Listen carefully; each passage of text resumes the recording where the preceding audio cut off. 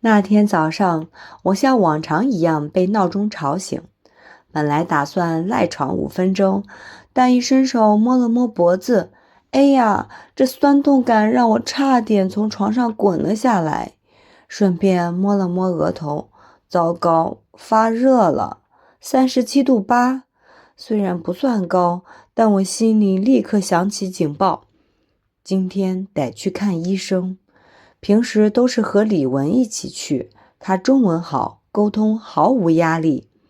可这次他去旅行探亲，只剩我自己，心里有点忐忑。但想想如果拖着不去，只会越发严重，还是勇敢点吧。我慢慢下床，穿好衣服，拿出医保卡和手机，准备出门。走到窗前，外面的阳光洒进房间，把窗台照得亮亮的，空气里还有一点淡淡的烤地瓜香味。我深吸了一口气，轻轻地对自己说：王宇，加油，你可以的。其实我的心里有一点小小的紧张，毕竟自己一个人去看病，还得用中文交流，光是想着挂号、问诊和药房买药的流程，就让我头皮发麻。走出家门，街道上还没有完全热闹起来，行人稀稀落落，有的人低头看手机，有的小孩子手里拽着家长的手，一边跳一边笑。空气微凉，但阳光正好。我顺着街道慢慢走向出租车站，叫了辆出租车。上车后，我坐在后座，心里默默演练着和医生的对话。嗓子痛，发烧，头晕。发烧，头晕，嗓子痛。我反复在心里说了好几遍，希望在医生面前不会结巴。车子开得很稳，我顺着窗户往外看，街上的小店已经开始营业，门口挂着红色的布条，有的在招揽早餐，有的咖啡店的香味透过来，让人忍不住想喝一口。我心里想着，如果能早点看完医生，再顺便去买杯咖啡，那真是完美的早晨。可马上我又提醒自己，先看病，别想着咖啡。车子停在诊所门口，我拿好钱包和医保卡，深吸一口气，下了车。诊所外排着3、4个人，我站在队伍后面，心里有点紧张，又偷偷观察周围的人。旁边的大叔咳嗽了2声，看样子也挺不舒服。还有一个年轻女孩，一边翻手机，一边轻轻叹气，可能也是生病来的。我心想，幸好我症状轻点，不然排在这里等着就更煎熬了。轮到我了，我走到挂号窗口，看到一位阿姨正笑眯眯地看着我。我小心翼翼地说：你好，我想挂号。她微微点头，问我：你有医保卡吗？我赶紧递过去，她接过来，顺手递给我一张表格，让我填上姓名、身份证号和症状。我边填边自言自语，希望写清楚，医生一看就懂。发烧、喉咙痛、头晕，够清楚了吧？填写完毕后，阿姨告诉我，你挂的科室医生还在忙，先去候诊区坐会儿。我接过号码牌，走向候诊区，找到一个靠窗的位置坐下。候诊区比我想象中安静，几排椅子上坐着3、5个人，有的人低头玩手机，有的人闭目养神，空气中弥漫着淡淡的消毒水味。我坐下后，心里还是有点忐忑，想着会不会医生一看我就说我症状复杂，要做特别检查。我摇摇头，安慰自己，别想太多，普通感冒而已。坐了一会儿，我偷偷观察周围的人，有个大叔不停地揉鼻子，时不时咳嗽几声，看样子和我差不多。我心里暗暗庆幸，幸好我症状还算轻。旁边的小女孩突然抬头看着我，眼睛亮亮的，似乎对我这个陌生患者充满好奇。我笑了笑，她也害羞地低下头去。就这样，我在候诊区静静等待，心里一边紧张，一边默默期待着医生尽快叫我。终于，我的名字被叫到了。我站起身，心跳突然加快了一些。走进诊室，我看到医生穿着白大褂，脸上带着温和的微笑。他用中文说：“你好，怎么了？”我深吸一口气，尽量自然地回答：“医生，我觉得有点发烧，嗓子痛，还有点头晕。”医生点点头，让坐下，然后拿出听诊器检查心跳和呼吸。那咚咚咚的声音让我忍不住心里紧张。好吧，希望我的心跳正常。医生又问了一些基础问题，包括最近有没有咳嗽，是否吃过药物，我都如实回答。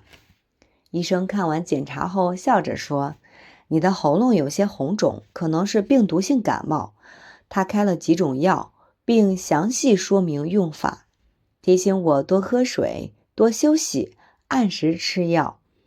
我拿着处方，暗自记下药名，心里想，还好没什么大问题。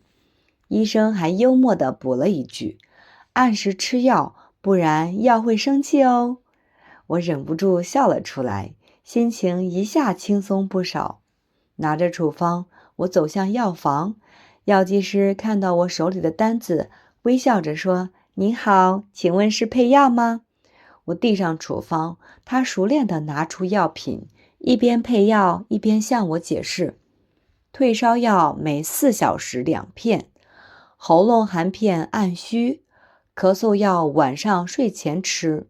我认真听着，时不时开玩笑，希望这些药别调皮，快点让我好起来。药剂师也笑了，按时吃，保证不会调皮。支付时，我刷了医保，药剂师告诉我医保能报销一部分，剩下的金额我付了现金。拿着药袋，我走出药房，心里轻松了许多。回到家，我按时吃药，躺在床上，看着窗外阳光洒进房间，心里想着一个人看病虽然紧张，但也充满趣味。自己学到了很多中文表达，也体验了生活中小小的冒险。第二天早上，我自然醒来，第一件事情还是摸了摸额头。幸运的是，体温比昨天低了不少，嗓子也舒服了些。我深吸一口气，心里暗自庆幸，看来昨天的药和休息真的管用。但同时，我又忍不住笑出声，自己昨天紧张的像去打仗一样，今天早上醒来，却又像刚刚赢了一场小小的胜利。我慢慢起床，走到厨房，倒了一杯温水，水还热着，蒸汽缓缓升起，嗓子喝下去瞬间舒服很多。我一边喝水，一边回想昨天的整个过程，发现自己学了不少实用的中文，比如挂号的时候要说我想挂号看医生，医生问你症状时可以说我觉得喉咙痛、头晕，还有点发烧。买药时，药剂师会问你要按说明服用，知道了吗？这些都是在生活中非常有用的表达。喝完水，我坐在窗边，顺手拿起笔记本，把昨天的经历整理了一遍。我想象着，如果把这些内容放在播客里讲，会不会更生动有趣？我甚至在脑子里模拟自己讲述的语气。大家好，我是王宇。昨天我经历了一场小小的冒险，一个人去看医生的全过程。你们想象一下，我排队挂号时紧张到手心出汗，而医生还幽默地提醒我按时吃药，否则药会生气哦。想到这里，我忍不住又笑出声来。接着，我把笔记本放下，决定再做点轻松的伸展运动，让身体完全恢复。边做动作，我边回想候诊区的场景。我偷偷观察旁边的大叔和小女孩，他们各自的表情和小动作让我觉得生活很有趣。大叔咳嗽得像在演戏，小女孩则时不时抬头看看我，眼神充满好奇。我想，如果把这些小细节都描述出来，听众一定会觉得画面感十足。过了一会儿，我拿起手机，看了一下药袋上的说明，又默默地在心里复习药物名称和用法。退烧药每4小时2片，止痛药按3天服用，喉咙含片按需要服用。我暗自笑了笑，心想，自己一个人也能把这些事情处理得井井有条。这种自信感让我觉得很满足，同时也让我意识到生活中的小挑战其实也是练习中文和独立生活能力的机会。早上，阳光透过窗户照进房间，我坐在床边，心里想着昨天的经历和今天的感受。虽然只是一次看病的小插曲，但却让我体会到了生活的乐趣和语言的力量。自己从紧张到放松，每一步都充满了趣味。我想，这种真实的经历才是最适合播客的素材，让听众不仅能学到中文，还能感受到生活的趣味和温暖。早餐，我做了简单的粥和水果，边吃边思考今天的播客内容。我计划把昨天的整个经历连贯地讲出来，从早上起床发现发烧，到出门挂号、候诊、看医生、买药，回到家休息、吃药，再到第二天早晨的感受和反思。每一个环节都加入心理活动、小幽默和生活观察，让听众仿佛也跟着我经历了一次完整的看病过程。吃完早餐，我坐回床边，拿起笔记本，把最后的总结写下来。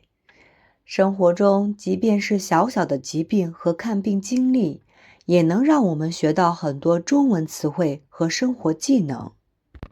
幽默和观察能让语言学习变得轻松有趣，心理活动的描写能让听众产生共鸣。最重要的是，自己一个人也能独立处理生活中的小挑战，这种成就感和自信感非常值得记录。最后，我轻轻靠在床头，闭上眼睛，回想着整个经历，心里充满满足感。今天的阳光、温水、药物和笑声，都让我觉得生活充满温暖和趣味。我暗暗告诉自己，以后遇到类似的情况，不仅要自信面对，还要用心观察生活，把每一个细节都转化成有趣的故事，和更多的人分享。想着想着，我忍不住在心里给自己做了一个小总结。今天学到的中文词汇、生活经验、幽默细节和心理活动，都是播客里最生动的内容。今天的经历告诉我，生活中每一个小故事都值得用语言去记录和分享。今天的自己独立、勇敢、幽默，也比以往更自信了一点。我轻轻笑了笑，心里暗暗期待着下一次的冒险，也期待着把今天的经历讲给更多的听众，让大家在轻松愉快的氛围里学习中文，同时感受到生活的温暖和趣味。想着这些，我心里默默地说，一天的故事就这样完美收尾。窗外的阳光依旧明亮，房间里温暖而安静。我感受到生活的美好，也对接下来的播客充满期待。